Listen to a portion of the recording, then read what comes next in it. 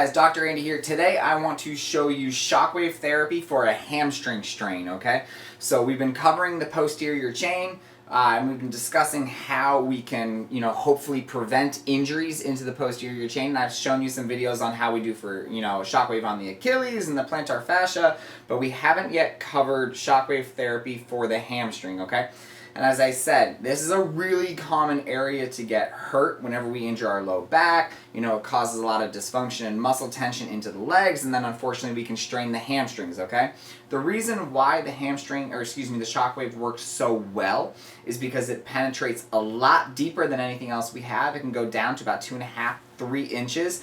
So it can actually get into the muscle belly of the hamstring and repair damage in there. So if you have an acute strain, perfect. It will help stimulate the healing process and get you better faster. If you have a chronic hamstring strain, perfect. It will actually get in there. It will break up all of the scar tissue, all of the old damaged tissue. Your lymphatic system will clear it out. Mesenchymal stem cells flood the area and rebuild hamstring, happy, healthy hamstring tissue from scratch, okay? So it's going to help with pain. That's because it eliminates substance P, which is, a chemical that your body produces when you get hurt. Helps with inflammation. It helps with angiogenesis, which is the formation of brand new blood vessels.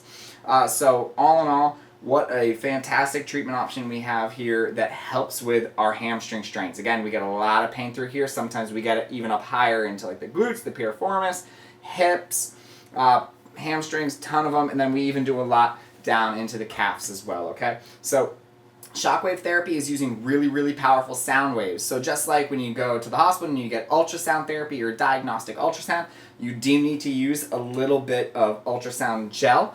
So it's a little cold.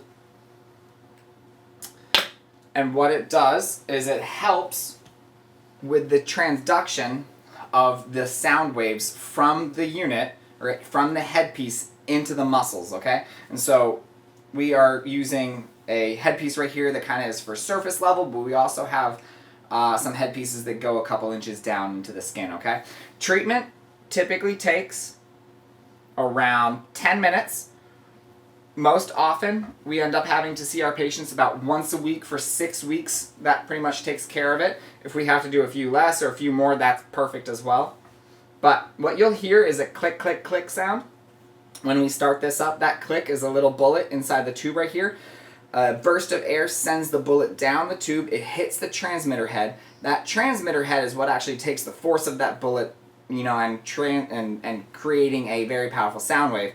And then it bounces off the transmitter head, goes back up to the top, and it just goes click, click, click, click, as that bullet is going back and forth in the tube.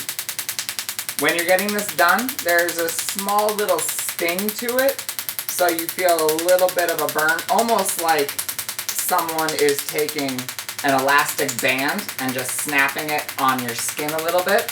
So it's not like nothing, but it doesn't ultimately hurt. And honestly, what we're looking for is we're looking for sore spots. Once we find a sore spot, so we'll follow a grid, and then once, we're communicating the whole time, and once we find a sore spot, you tell me where it is, and then I actually hold it there for about 300 to 400 pulses, and it gets in there and it breaks up the damaged tissue, okay? After shockwave, it's very common to feel sore for a few hours. If that happens, it is okay. It is normal. That soreness will usually go away within 24 hours. The only thing that we recommend is that after shockwave for about 24 to 48 hours, you avoid really explosive exercise, like maybe CrossFit or something like that. Anything that's really explosive, you're going to want to be really careful with, okay?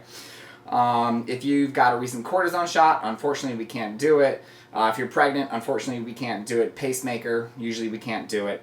But yeah, for most everyone, we're able to kind of get in there, we're able to break things up and help the body grow healthy tissue. All right, so if you have any questions, send them my way. And always remember to live with passion, not pain.